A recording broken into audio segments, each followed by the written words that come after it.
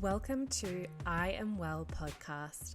I am your host, Gemma, a nutritionist and mindset coach passionate about all things health and wellness. I'm going to take you on a journey to discovering what health means for you and how to create a life you love living. I'm on a mission to uplift those who feel overwhelmed with what it means to be healthy, reminding you, my listeners, that nutrition is only one aspect of health, and empower you to live your best life on your terms. Let's get to it.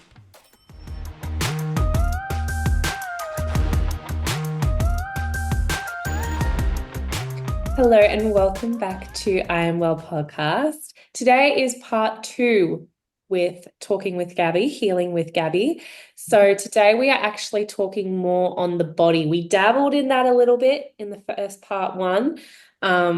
Especially with when we're talking somatic movement, which we will talk about again today. But I'm really excited about this because Gabi knows so much about the body and the energetics of the body and trauma healing and hormone balancing and cycle syncing too, with exercising and syncing it to your cycle. So we're going to go through it all today in today's episode. But first, thank you, Gabi, for coming back on. How are you? Hi, thank you for having me. No, I'm great. I'm actually very cool in the air conditioning because it is so hot today here in sunny Queensland. Yes, we did say that last time, but it's like actually even hotter Really today. Like I'm pretty sure like today is like 30 degrees. I'm like, oh my God. And Yes. sometimes I forget because I get stuck into my work. I've been inside all day. And then I like Yes. step outside. I'm like, whoa, heat wave. I know, I know. So no, I am really happy to be here. Thanks for having me again. No, well, thank you for coming on. Okay, so let's just go straight into it because I feel like we have so much to talk about in this one. I want to make sure that we get it all in the episode. So first, let's just start off with the body. And we did, as I said, dabble in some somatic movement in the first part 1 of this part 3 series. So I know that you were a dancer. I was a dancer too. We both danced throughout our high school years, and you still dance to this day, and you still do dance teaching as well. But now you dabble a lot in somatic movement. So what is the big difference between somatic movement and dancing? And is there a difference? Yeah, no, so definitely, yeah, we both have come from that dance background. So I have been dancing since I was 5 years old, and then I carried that all the way to year 12. And then when I finished high school, I went into dance teaching while I was studying to be a primary school teacher. So yeah, I would say that there would just be at least, 15 or so years of dance experience. And then over the last sort of decade, I have been doing classroom teaching, and then I went back into dance teaching as well. So I would say there's probably about a decade of dance teaching. Um, and on top of that, I started getting into Pilates training just under 10 years ago. It's been about 9 years now after dad passed away. That was a big thing for me because I'd sort of been dabbling in different types of movement and trying different gyms and boxing, and I liked it for a bit, and I did it for a couple of months, 6 months, a year, and then I swapped to something else, and nothing was really consistent. But I will say that Pilates was definitely a game changer for me Mm. because it wasn't just a form of exercise. It was actually the first time that I started connecting or understanding the connection between the mind and the body, and that really important link that there is. It's fundamental. There's this beautiful flow between the mind and the body, and what we're thinking in our mind will affect our body and can be manifested in the body, and will then also affect our emotions and our feelings and vice versa. It's like this two-way sort of street.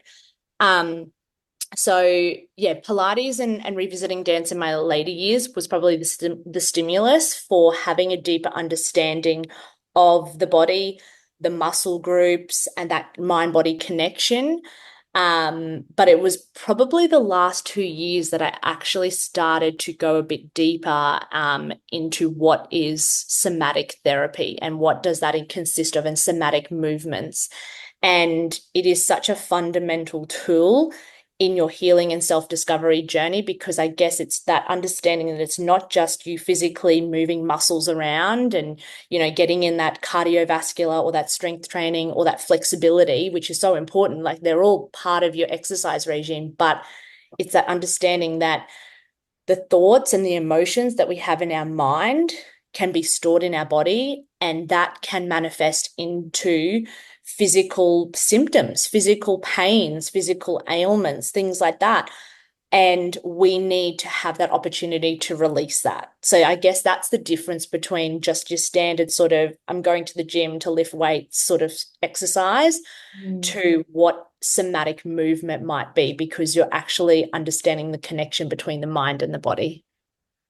Perfect. So just to clarify there too, if you were going to a dance class and like you were moving and listening to the music and really doing it as a form of expression, is that like a form of somatic movement? Absolutely. And there's different forms of dance therapy as well, because you can be engaging in, say, a class where you're learning a routine.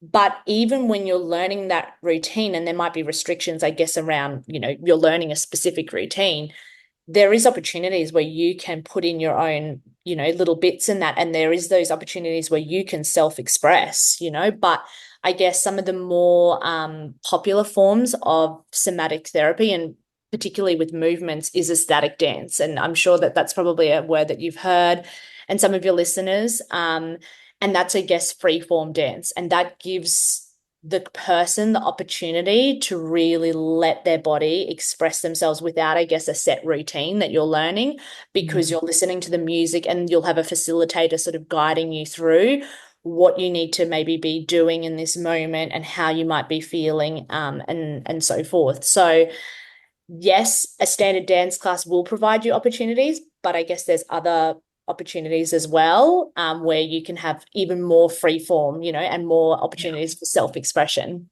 Yeah, I get what you mean because if you're doing dance and you're learning a specific movement or dance to that song, it's more structured. And then I guess there's the other route where you're listening to your body and letting your body move how it wants to move. So that makes sense.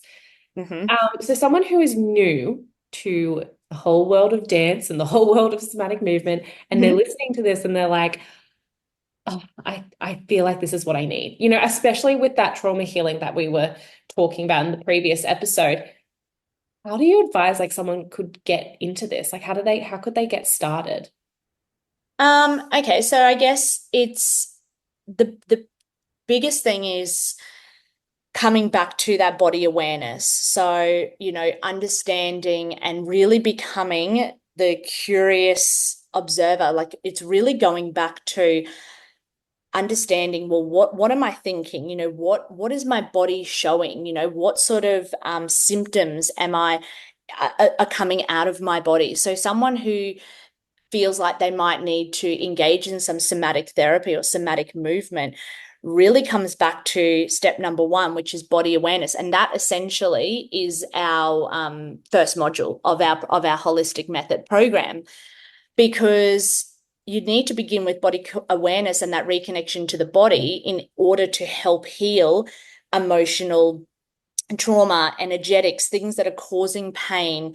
And it requires you to become in tune with your body. And if you are sort of separated from your body and you really don't, you're not really thinking about it, you're just like, yep, this is my body, this is what I'm eating, I just go to the gym, I'm doing this is my daily routine, and you're not really taking the time to become more aware of the symptoms that you're feeling in your body, the thoughts, the emotions, then when you're not really going to be engaging in a somatic experience. So I guess the first thing for anyone that wants to delve down the somatic path, I guess, and start to engage in, okay, well, what is it? How do I do it? It starts with body awareness and actually understanding your body. And there are different techniques that you can use in order to become a bit more in tune with your body and the messages that your body is giving you. I was literally just thinking, I was about to ask, so does intuition have a play in this? And you just said it at the end, but could you go and explain a little bit more how intuition does have a role in somatic movement? Yeah, yeah. So we want to become more attuned with not only the physical experiences, but also the emotional states that, are connected to that. And I guess body awareness consists of a few different things. So when you're looking at body awareness, you're using your proprioceptive system, which is actually understanding like where your body is physically. So if I like wanted to say, open the fridge, where is the handle to the fridge, or if I wanted to reach something on top of like a high shelf. So there's that component of body awareness. The other component is the vestibular system. So that's using coordination and balance. And the other part, which we'll delve down a little bit deeper, is understanding what your body needs. And I guess that comes back to module 3, which is a little bit more on cycle syncing and lifestyle. So understanding like what your body needs in regards to food, in regards to rest and social interactions. And when you're leaning into your intuition, we know and accept that there are cues, like there are clues that your body is sending you in order for you to meet your own needs and heal what needs attention. And I actually love the analogy that says, it's like a lost language, that we need to relearn. There was somewhere along the track over the last 50 years or so where there was this real disconnect to our body, and it was just, I guess, a system. It was just there and we feed it and we move it, but we've sort of lost that disconnect between the mind and the body. And it's about relearning that language by understanding the clues and the symptoms that your body is giving you and trusting that language of your body. And that's why the first module of our program is called Reconnection to the Body, because we want to reconnect. And we know that the healing and recovery will also occur when we have that sense of safety and security in our body, because many of the past experiences that we might have had or traumatic experiences might cause us a bit of distress in our body and we're not even aware of, but we may not even feel safe. Even though the environment around us is safe, we might actually not have that safety in our body, and that will cause us to have a dysregulated nervous system as well. So the first step is obviously following that intuition, reconnecting with your body, getting ourselves into a sympathetic state, which is that relaxed, calm state. We want our nervous system to be regulated, not dysregulated, and utilizing body awareness techniques. That is the front door to somatic therapy. That is your first step if you want to delve down that track. And it's going to make such a difference. Reconnecting with your body is so powerful. And I think when you just say it, like reconnecting with your body kind of sounds, woohoo, but it's so true. We have such a disconnection from like everyone you see, a lot of women that you see. And I just feel like it's proven even with their health and their hormones now too. You see a real big imbalance, and it's because everyone's kind of villainizing their hormones and not saying, hey, like, let's just listen to what your body is trying to actually tell you rather than thinking it's against you. So I really love that analogy that you said. Yeah. And it's been proven, like I think we said that last episode as well, like it's scientifically proven that there is a connection between your physiological and psychological states. Like there is a direct link. So these emotions and thoughts that you're having are impacting your body, and they're manifesting in your body. And then those are actually going to then impact your thoughts again, and how you feel because of how you're feeling physically in your body, So it's just this sort of two-way track, that it's going backwards and forwards, and you've got to look after both. You can't just focus purely on the mind. We also need to make time to release this stored emotions and trauma in the body.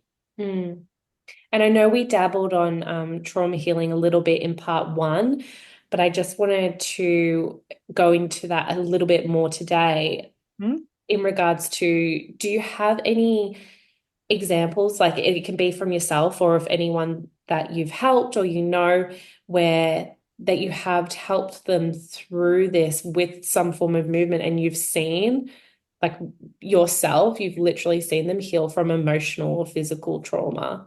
Yes. Yeah. So I think what I normally say with my clients is we start from a stress point of view and actually looking at the stress currently in their lives and looking at the triggers for their stress. So what is actually triggering your stress? Is it your work environment? Is your home environment? Is it, whatever it might be?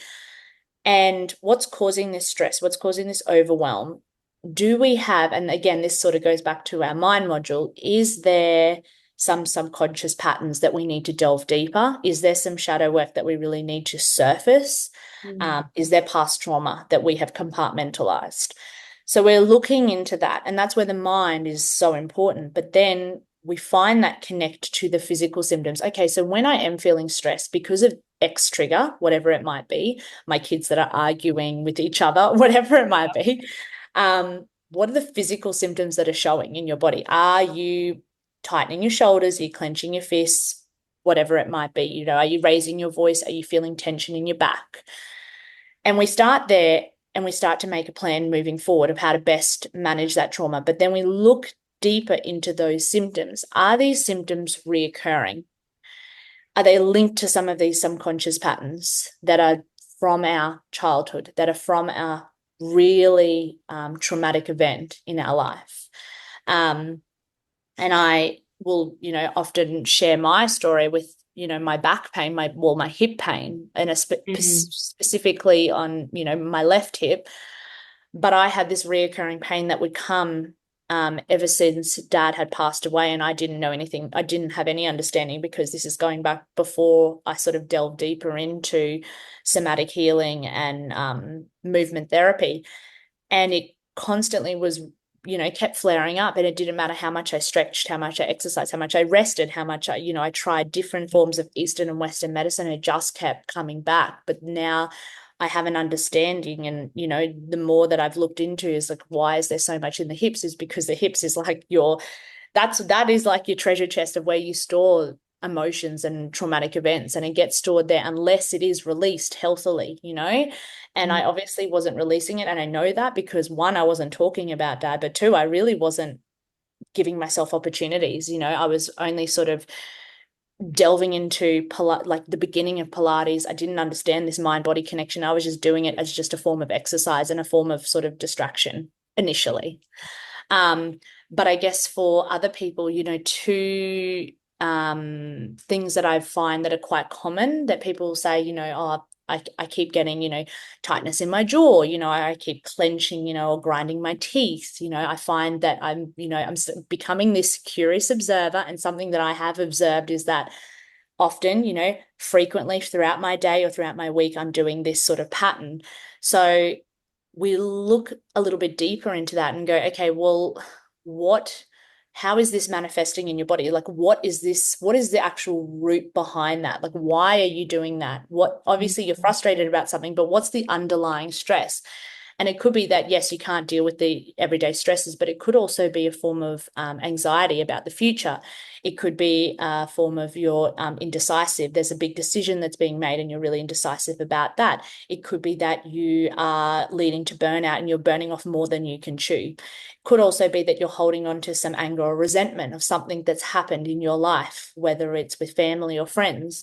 So we look a little bit deeper as to what that might be. And then once we have delved deeper, then we look at, okay, well, how can we release that? And that's when we look at restorative tools like extensive breath work. So we might look at more lengthier breath work sessions, rather than your quick, 5-minute breath work. We might look at screaming it out. So we look at different ways, different forms of therapy that we can release whatever is being manifested in the body, and we're showing through these physical symptoms, but we know that there's an underlying emotional cause that's causing that. And we want to release that. Another one that's quite common is the stiffness. So like if you're having stiffness in your back and your upper back, and you know that, you've got sort of limited range of motion, or you're having difficulty sort of lifting things up, lifting your children up, well, let's look a little bit deeper. Like, what is that actually manifesting in your body? What does that actually mean? If that's sort of reoccurring and you're trying different modalities and things aren't working, like what's the meaning behind that? Well, maybe it could be that you've just got too much going on in your world at the moment. It's your body telling you to slow down. It could be that you're starting to feel overwhelmed with what's going on circumstantially. It could be that you are carrying some emotional burdens, and could be you might be that empathetic nature and you're taking on the energy and the burdens of others, you know? So that's when, okay, well, we'll look down that somatic therapy route. Maybe we need to engage in some free form dance. We need to release some of that tension. Maybe we need to have a big cry about it. So there's so many, it's not just a one size fits all. It's sort of what suits you. And it's just about moving your body and allowing that energy to move through and be released healthily. Yeah, it's so fascinating finding those connections within the body. I love when Shannon came on from Somatic Body, and she told me about that book, and I'm pretty sure you've got the book too, Yeah. I can't remember what it's called now, but I love, I think it's the secret language of your body. It's by yes, yes. Ina Siegel, I think. Yeah, I Yeah. love going to that. Like, because even you just reminded me then when you were saying, like, there are any moments where, lifting up your kids can be quite heavy and I'm like, yeah, like that was literally me on the weekend. Like, I always have to pick up my son. I'm Yeah. always having, like, I swear he must be like 20 kilos now. He is always getting me to lift him up. He is so heavy. And I'm usually fine with it. I'm usually like it doesn't like because I've been so used to it. I've been picking him up since he was a newborn. So I've just picked him up as he's grown. Yeah. But like there was a time like over the weekend where I just was lifting him up and I remember just feeling like, oh my God, you feel really heavy today. Like this is exhausting and I can barely hold on to you. How come the other day I was holding you wasn't killing me? And like when you just reminded me to like when I really look into it, I did have a lot going on and I was stressed. Like there was a lot in my life going on in that moment. Yeah. So it makes sense. Like, and it all makes sense because your body's going to be tired. So it's going to be more tiresome to lift him. Like I just love how you put it because it really just put a light to it. Yeah. Yeah. And if your body is in this dysregulated state, it's going to have that ripple effect, you know? Mm. And like Shannon had used in that analogy with the feather, the brick, and the truck, you know, your body will start giving you signals, it will start giving you clues. But if you're not listening to that language, it's going to continue, you know, but then it's not only going to impact you, it will impact those around you. Yeah. Like Yeah. it causes that ripple effect. But that's why, yeah, the second part of our module is all about reclamation of the body. And that's that understanding of what's actually happening in my body and how can I best manage so that I can have a more regulated or maintain a more regulated nervous system throughout my day. And I always say to my clients, like, it doesn't mean you need to go and do 500 different classes and try different things. Like, even if you go back to a baby in the womb and you think about how did a baby sort of settle? You know, your baby, like when you're carrying a baby, there's that sense of rocking, you know, like they would have been rocking in your belly. And like even when the baby comes out in their earth side, that fourth trimester, you're sort of rocking them to sleep and that. And it's that creating that sense of serenity and relaxation and peace.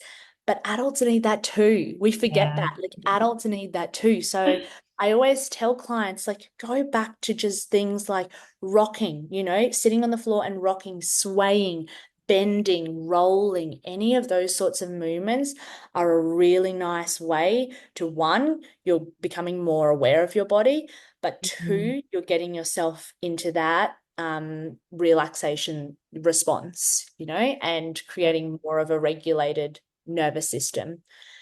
So that is a really, really good start. Mm. And now moving on to my favorite topic, because I know this has a huge play in it too, but Yes. hormones. So you were talking about it regulates the nervous system, and I'm Yes. assuming then it must help with balancing hormones. So how can like somatic movement, dance, and exercise influence our hormonal health? Oh my goodness, it is so monumental. And you're like nodding your head, going, yes, I know. No, well, one, if you're having a dysregulated nervous system, if you're stressed, that is going to impact your progesterone. That's going to impact the amount of progesterone. And I'm saying that because I know it has affected me not once, not twice, on numerous occasions. I suffered from PCOS. I had amenorrhea for 14 months. I had no period.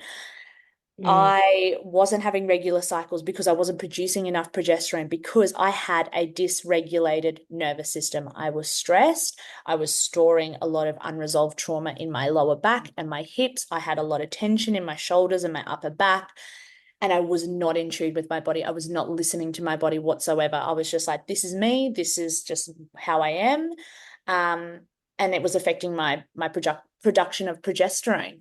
So yes, if you are storing onto emotions, unresolved trauma, and you are stressed, you have a dysregulated nervous system, and you're showing symptoms, it is going to affect your hormones for one, progesterone, but two, different times of your cycles requires different forms of intensity in movement and the length of the exercise as well, and that's to do with your monthly cycle. And I know you use the term at the start, cycle syncing, and cycle syncing essentially is where you're making changes to your diet, to your exercise regimes, to your lifestyle habits to suit your menstrual cycle. And for my ladies out there that may not have a cycle anymore, you might be premenopausal, perimenopausal, postmenopausal. You can be following the moon cycles. There are, other things that you can be doing in order to make sure that you make times where there is times that you would be using more of a moderate to higher intensity training or exercise regime, delving in somatic movement therapy. But then there's also times where it'll be lower intensity and times for rest. And that's why this module 3 of our program is called the recalibration of your body, because you want to recalibrate and make positive and aligned changes to do with your menstrual cycle. Yeah. So if we look at a typical 28-day-ish cycle, there are different forms of movement that you would be utilizing within those stages. So in the holistic method, we've created 3 stages. We have our grow stage, which is essentially from day 1 of your bleed. For me, I normally start my grow stage around day 3 or day 4 because my first few days I just still need to be in a rest mode. And that's when you would be looking at that lower to moderate intensity and building up to high right before you're hitting your bloom phase, which is your ovulatory phase or your manifestation phase. And that's when you sort of delve into some sort of jogging or running, some dance, some HIIT training, spinning, cycling, and you build that intensity. You grow that slowly. That's why we call it the grow phase. And that is your follicular phase in your cycle. Then you're hitting your bloom phase, which is when we are looking at that moderate to high intensity. But something that you need to be super mindful of is in this phase for women, when we have this peak estradiol, because this is when our estrogen and our testosterone is peaking, there is an association with the high peaking estradiol to more laxity and more neuromuscular control, which means that our joints actually become hypermobile. And I always like to use the analogy like a rubber band. So your muscles are actually becoming more stretchy and hypermobile. So women are actually more susceptible to injury in that phase, which is hard because you've got that high testosterone. So you're like, yeah, I can smash it out and I want to do this and that, but just be mindful of that. So I always say to clients, try and maintain what you were doing towards the end of your grow phase and keep that as you move through your bloom phase or your ovulatory phase. And then around that day, sort of 19, 20, 21, you're obviously you're in your luteal phase, and we call that your nurture. And that's when you want to start lowering the intensity. So maybe going less with the weights, not doing as many reps, maybe shortening your class rather than doing an hour. You might do 45 minutes or 30 minutes. And that's when you might look at different forms of exercise like swimming or walking, jogging, yoga, Pilates, dancing. They can be used throughout all the phases. It's all about just modifying the intensity and the length. But they are amazing forms of somatic movement therapy as well. So that's what I love about them, because there's that mind-body connection. You're really in tune with your breath work when you're utilizing like yoga or Pilates or Tai Chi or dancing. You're you've got that real connection between the mind and the body. And obviously, and particularly with dance, there's that form of self-expression, and you can really have a full-blown release in dance. That's what I just absolutely love about that. So yeah, so it's definitely can impact your cycle. Sorry, circling back to the question. Yeah, no, it was good though, Sorry. because that was going to be my next question, like cycle syncing and all of that. So you've already answered it pretty much in one. But have you, because I know there was a time, as you said, that you went through fertility struggles and all of that. Mhm. Do you feel like implementing this into your life was one of the big aspects of how it helped balance your hormones? Um, Yes, yes, definitely. Because mindfulness, meditation, they are all somatic practices, grounding, like that's a form of body awareness. When you're doing body scans, you're lying down and you're you're feeling, different forms of tension or warmth or coolness or tingling in your body. These are all forms of connecting with your body and starting gradually around that fertility journey and really, and I guess that goes back to the mindset as well, but um, making time for me to be more in tune with how I'm feeling, but also what I'm feeling. yeah, So that was a big thing because I think I got so caught up with initially the thoughts and I was very forward planning as well. And then making the time to actually connect with my body and actually listen to what my body was telling me, the symptoms that I was feeling. That mm, was huge. And starting to build on those modalities like body scans, which is so important, understanding the sensations of your body, like I said, grounding, because it not only makes us feel more present and connected with our surroundings, but it's also so good for people dealing with anxiety or dissociation, which I was dissociating from what had happened and what was happening. And breath work, learning how to control and regulate your breath. This can influence your automatic nervous system, so those deep diaphragmatic breathing, that will get you and activate that parasympathetic mode, that nervous system.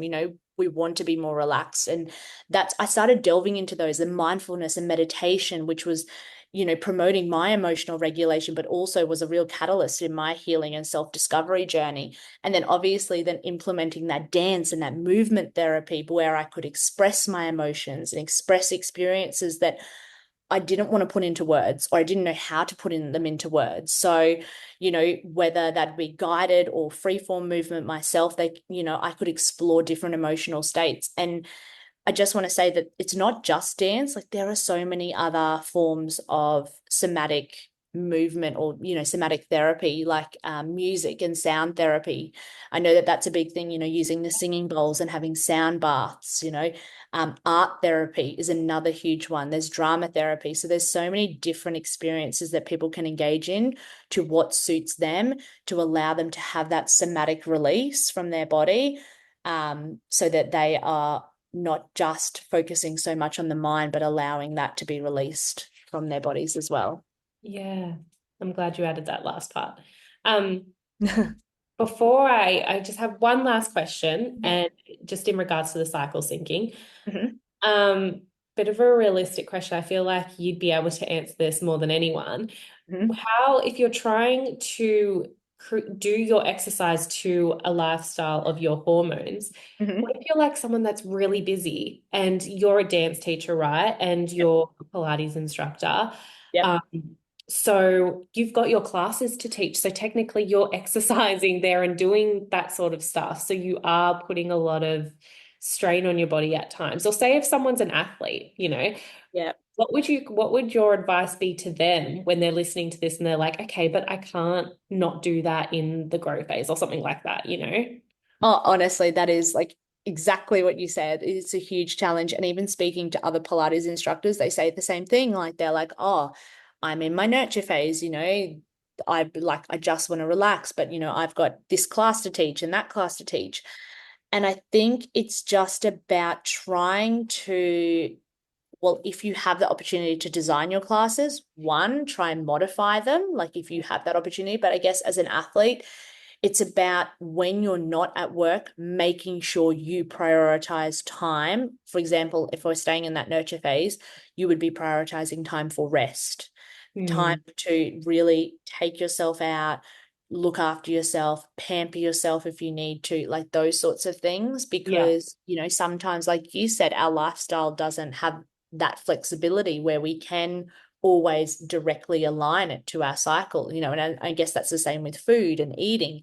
yeah, But you just do the best you can in that time that you have. And your nurture phase, that's like a week and a half, so especially like on weekends, I wouldn't be making social events in my nurture phase. So if I know that I'm pushing it at work because I have to, it's part of my job requirement, I would make sure that in my evenings I would be really finding time to look after myself, whether that be having a nice bath or doing a meditation or going to get a massage, or just find that balance. that exactly is what I teach as well with the fasting and the nutrition, and I guess what we're trying to reiterate here is it's a lifestyle. It's not a quick fix. It's not a diet plan. It's not a quick exercise plan that, a 30-day exercise plan. This is a lifestyle that we're trying to teach, which is why I just thought that was an important question to ask, Mm. because it's not as easy as just to say don't exercise in this area when it's literally your job, Yeah. Yeah. but I love that. Take those pockets of time that you have and rest and relax when you can. Like, I love Yeah. that. And yeah, that's like you always say as well, you make the best choice that you can in that moment, you know, Yeah. and it is something that's going to change all the time, because we have different events, and some events we can't reschedule, we might have to go to a wedding and things like that. But it's just about being more mindful about those times within your cycle, and when you can sort of push it in regards to movements, and when it is really time to pull back and look after yourself, because there is that direct link with your hormones and how it's going to impact your hormonal health. Hmm. So just to finish it off, I guess, the body it's module 3 of the holistic program. Yeah, module Yes. 3. I always forget. Which is really good. And then we've still got module 4 and 5, which is like tying it all together. For a woman, though, who's just kind of dabbling into this world for the first time, they've just literally taken their first steps, what would you say to them in getting started? And how is it really going to help them better understand and trust their bodies if they've never even heard of any of these tools? Yeah. So the very first thing before going to get any books, self-help books, going to seminars, joining classes, doing any of that, is start by being inquisitive. Question your thoughts. Why are you thinking that? Be more aware of your body. And that's why I say body awareness. Like, be curious, make time to lean in. So, make time, find the space where you just stop and you lay on your back flat and you just feel the sensations in your body. You scan your body. Make that time and be curious, be inquisitive, and question why that's happening. Why am I thinking that? Why am I feeling that in my body? Love your body. Love your body. It is your temple. So really look after it, nurture it, nourish it with the right foods, how you exercise, how you talk to it as well.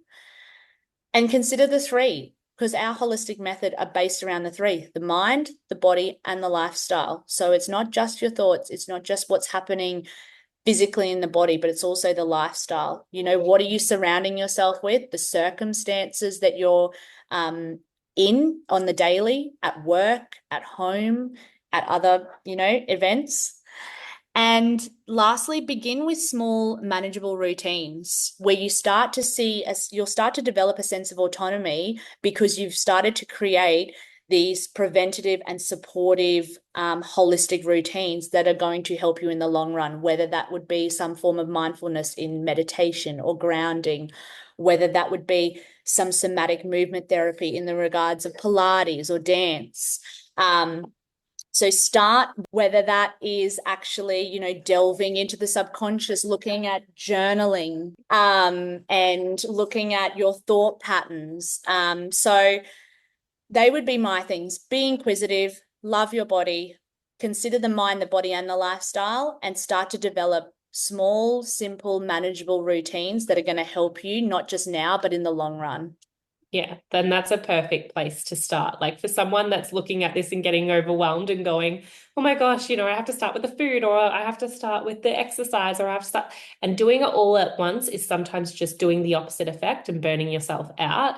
So I love what you gave. Like that is just so true. Just start to be inquisitive with your body, start to take time out for yourself and get to know your body again. Like I say that like with my own mission for women in health, it's all about reconnecting with your body and yourself again. And that really will empower you to be the best woman that you can be for you, for your family, and those around you. So thank you for saying all of that. It just makes perfect sense.